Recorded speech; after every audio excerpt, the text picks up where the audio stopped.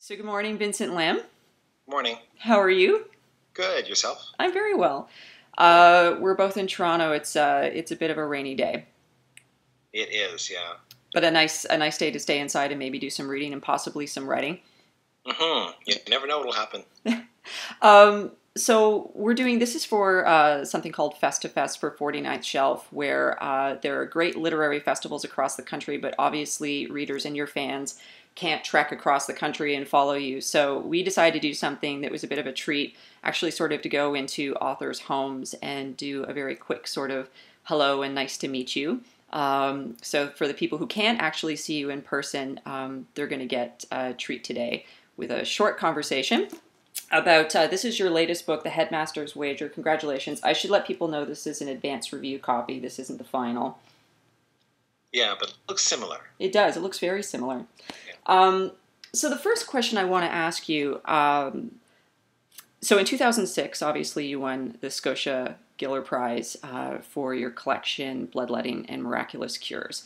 Right. So, and that, I think it's fair to say that was an experience that probably catapulted you. So what would you say is the biggest difference between your approach to writing that book and then writing this one?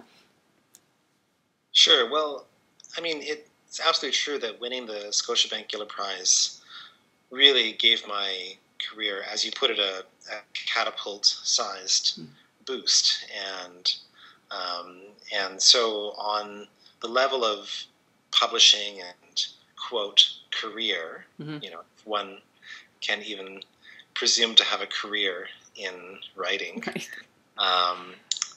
Of course, it was a huge step forward. But actually, although I think that there were gigantic differences in my approach to writing both books, I think those differences really didn't have too much to do with winning a big prize. Mm-hmm. And I mean, winning a prize is fantastic, but it's kind of one night of your life, and then there's about 1,000 days and nights, more than 1,000 days and nights mm-hmm. associated with the writing of any book. Mm-hmm. So I think the writer at the end of the day still spends a lot of time trying to work through the problems of the book and trying to make the book work, mostly mm-hmm. on their own.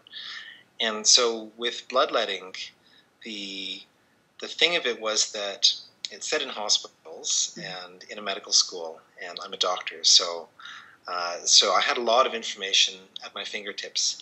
And in a lot of ways, I didn't really know exactly how the book was going to feel when I started writing it, but I knew a lot of the stuff, and I worked my way towards the sentiment of the book mm-hmm. as I worked on it.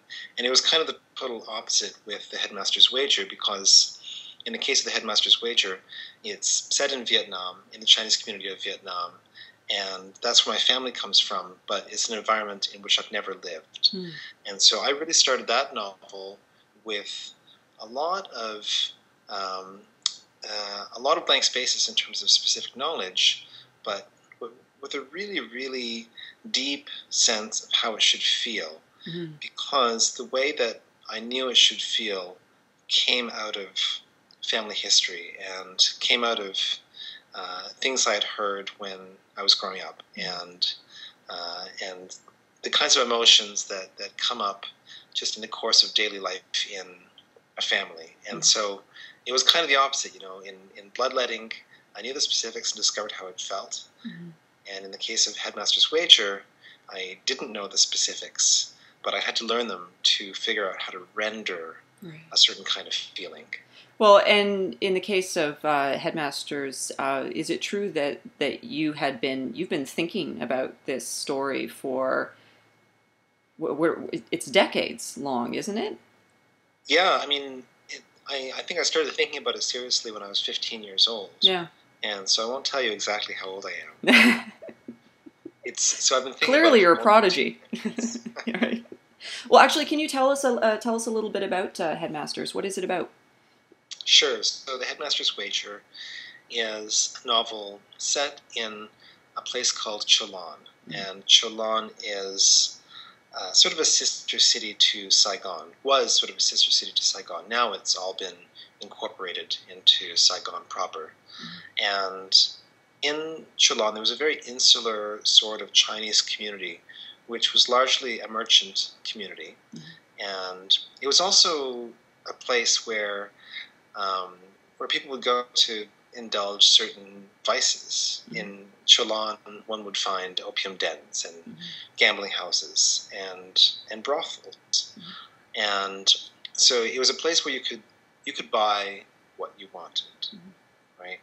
And so in The Headmaster's Wager, the main character is the headmaster of an English school, and he's also a compulsive gambler. And he's inspired by my grandfather. And I'm careful to say inspired because it really is fiction. Right. And the things that happen in the novel are not what actually happened. And so I wouldn't say that he's based on my grandfather, but he's inspired by my grandfather. And in the opening part of the novel, the protagonist, Percival Chen, expresses a certain strong Chinese patriotic sentiment. His son echoes that sentiment, but he echoes it publicly. And this is during the 1960s when there is this rising sense of Vietnamese nationalism. This gets the son into trouble, and the son is arrested by the secret police. And so his father, the headmaster and the gambler, has to rise to the occasion to rescue his son. Right. And I love the sound of this story, and you have the privilege of going out and presenting it to readers. So is there anything this time around that you feel more prepared for? So you were saying the Giller sort of catapulting a career, if you can call it that, but certainly eyes were on you very suddenly in a very new sort of way. So is there anything about touring with this book that you feel a little more prepared for? A little more prepared for? Well, I think I'm more aware than ever before of the importance of getting a good night's sleep. Right. Yes. Actually, I was going to ask you that. I've been traveling an awful lot lately, and I usually cycle, and I've just started taking up running. Do you have any sort of physical rituals, things that you must do when you're on the road, burpees or something like that, or do you go for a run? Well, I've been thinking about that for this time out. I'm a cyclist, and then I'm quite keen on spin classes. Oh yeah. So I've been looking up the spin classes in the cities where I'll be going. Right. I'm trying to figure out if I can work it into my schedule to hit a spin class every couple of days, which is what I normally do in Toronto at home. Right. And I have a folding bicycle. Oh yeah. I haven't totally decided, but I'm kind of toying with the idea of bringing it with me. But it makes travel a bit of a hassle. Have a bicycle with you, so. Well, and personally, I've already imagined seeing you at a spinning class and readers approaching you and you having to master the one-hand signature. Yeah, the one-hand signature. Well, signing can happen after the class. Okay, fair enough. Yeah. And so obviously here we're taking advantage of the technologies by talking via Skype. You've become quite active. I saw that you were doing a chat the other day on Facebook. You've become quite active on Twitter. But could you talk a little bit about Wattpad and that community and why you decided to join it as a writer? Sure. Yeah. Well, it's very interesting. I mean,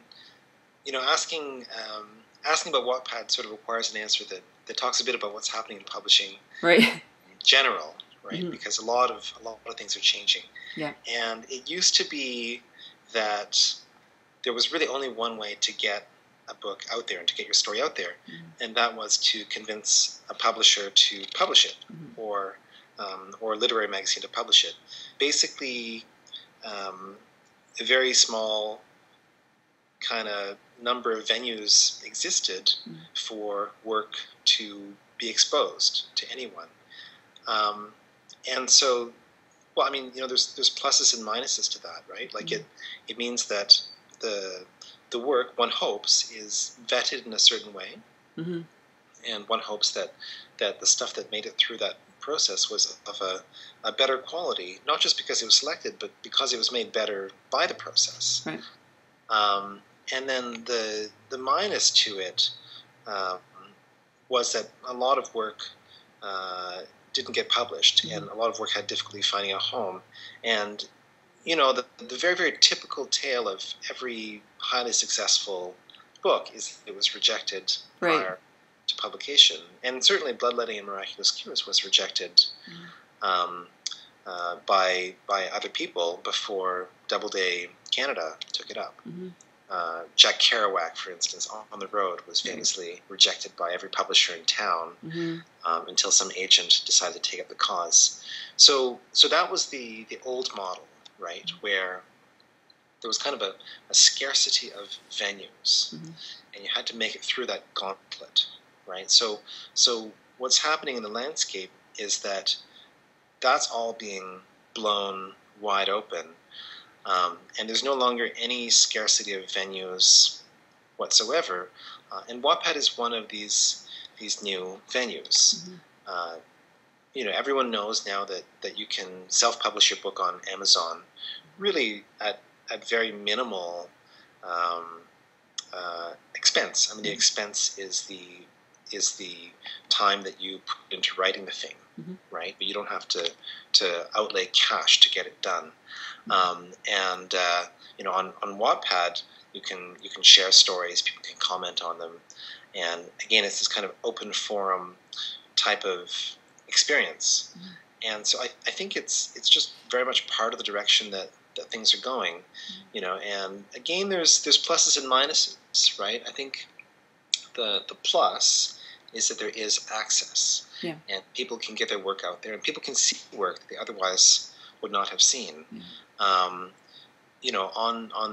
the minus side, it presents a real challenge for the reader in a way, because the reader has to figure out what to read. Right. Suddenly, there's this like massive oversupply of content, such that no reader could ever get through all the content that's out there.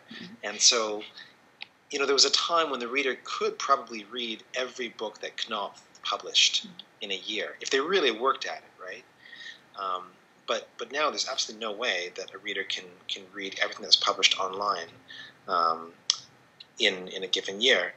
And so there will be new challenges for publishing and for writers and for readers. Right. But I think that overall, it's a very, very positive thing that the form of publishing is being challenged, and there's new ways for people to get work out there. Well, when I think about self-publishing, I think pretty much anything and every person at its core intended to be something else. And when I think back to the early days of self-publishing and blogging and things like LiveJournal, there's writing, and then there's the commerce and the business of getting published. But that impulse to want to write and that impulse to want to find community is something that's as old as as storytelling. It was only when we started to attach dollar signs to it and try to achieve 50 Shades of Grey sort of success that I think maybe we saw that shift towards self-publishing that now is sort of tinged with something where we're not really quite sure how close we want to get to it. So I'm pleased to see authors like you creating profiles in spaces like Wattpad, because I think it sort of takes things back again to a more central place of giving people permission. It's okay to put your voice out there and to put your writing out there, and people will read it or they won't read it. But the absolute first step in any writer's career is you have to find an audience. You have to get used to that. So it's true, and I have to say like that. I mean, there is one of the conundrums of the new landscape, because when I think of certain writers whom we rightly regard as as masterful writers. People say like Rohinton Mistry and Alice Munro.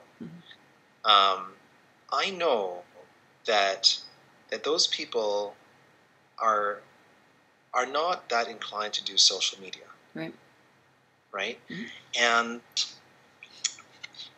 so the conundrum is this: like a lot of really, really good writers and a lot of really, really good writing, I think, takes place in a very quiet inner place.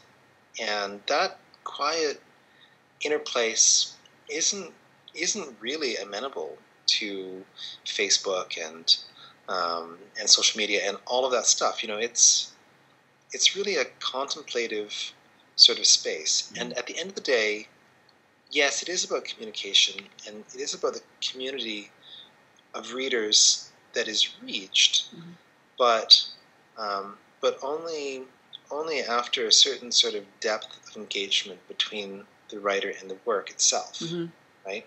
So that's kind of a model which we've accepted in writers in decades past. And one thing that worries me about the way the landscape is changing is that people who live and who write in that fashion won't be able to be heard at all, because there'll be so much advantage accruing to those who kind of tweet the most and blog the most and update their status the most and reach their audience the most and all that kind of stuff. Like, I worry that the writers whom we'll know in 50 years from now will be the writers who were best at marketing, right, as opposed to the writers who were best at writing. Right. And now, I mean, I do the stuff, right? Like, I'm on Facebook, I'm on Twitter at Dr. Vincent Lam, right? And for me, I think I'm actually pretty comfortable with it, and that's really something that has nothing to do with my my formation as a writer. It has a lot to do with my formation as a doctor. Okay. And my baseline kind of adolescent personality is I was and I am, in a core way, a really shy sort of person, but my medical training beat that out of me. Right. So I'm actually quite comfortable with talking to you on Skype right now and all of that social media and all of that stuff. Yeah. But that comes from my medical training. Yeah. More than from my formation as a writer. Right.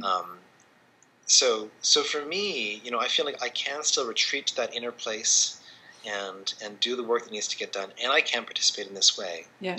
But I do worry about voices being lost, just because they're quiet. Yeah. And just because they're not self-marketers, and that to me would be a real shame.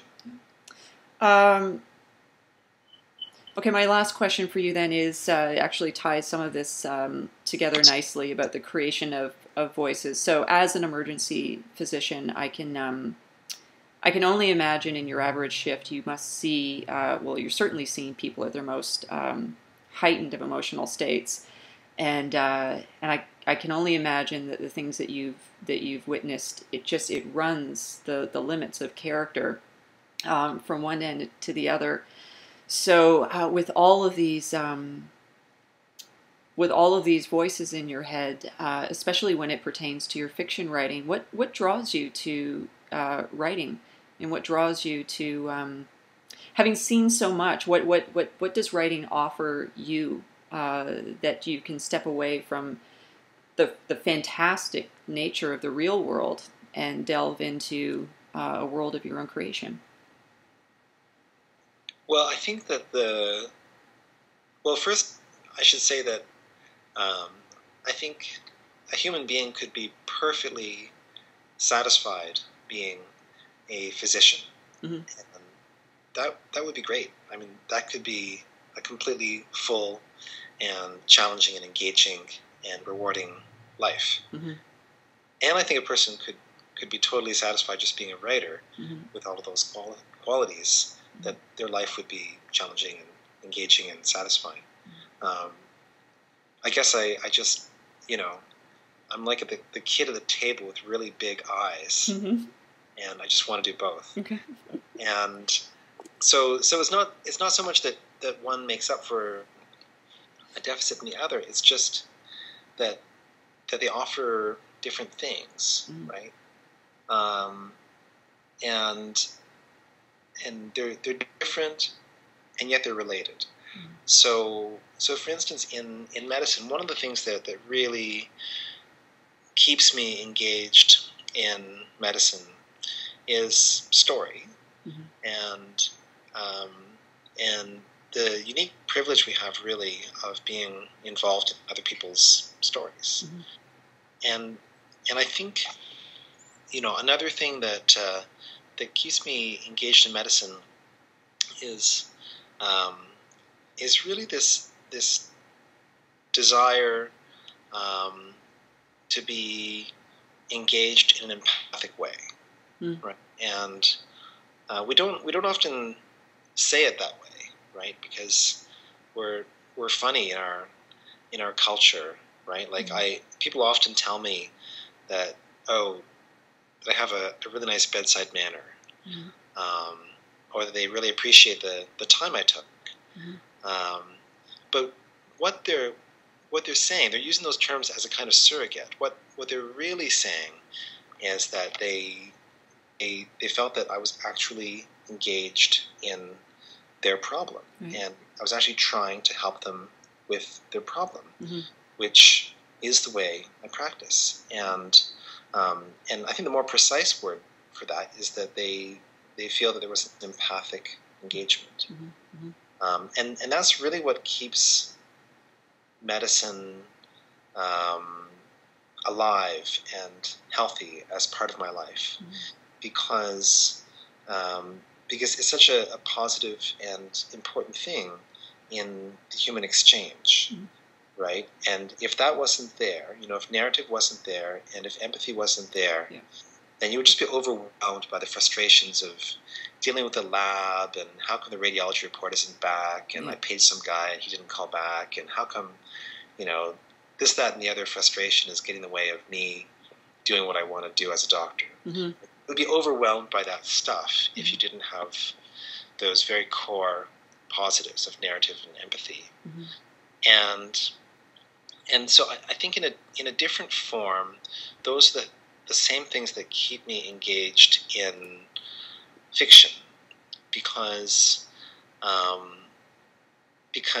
think both for writers and for readers, the really satisfying thing in fiction is to enter into the life of characters in a very intimate way, and that allows all kinds of exploration. We explore people whom we otherwise might not have gotten to know in our lives. We explore the range of human possibilities that exist.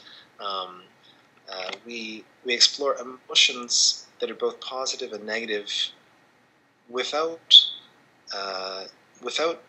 these kinds of things necessarily happening to us in our own lives. I mean, we couldn't have everything that happens in novels happen in our own lives all the time, because we would be exhausted. Right.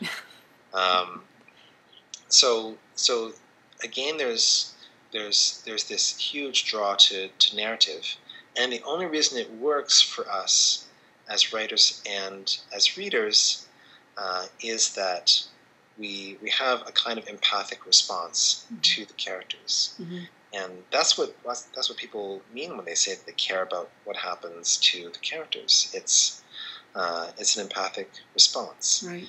And so these things play out a little bit differently in medicine and in writing, but those are really the two things which, although they end up playing out differently, are both at the core of my interest in medicine, right. and literature. It's really in both cases the narrative and the empathic engagement that is part of those processes. Well, I think I lied. That was going to be my penultimate question. My actual last question then is, because now I want to know: are you Are you working on anything right now? I am in the sense that I'm thinking very seriously. Okay. So I haven't started writing anything yet, and Mm-hmm. part of that is just because I'm going to be on the road Mm-hmm. for a lot of the fall. And actually, last time I was touring, I tried to write at the same time, and I don't know how much good it did. Right. I don't think I wrote anything worthwhile. Mm. So I'm thinking about it. I have this is the season of shortlists, as you know, Yeah.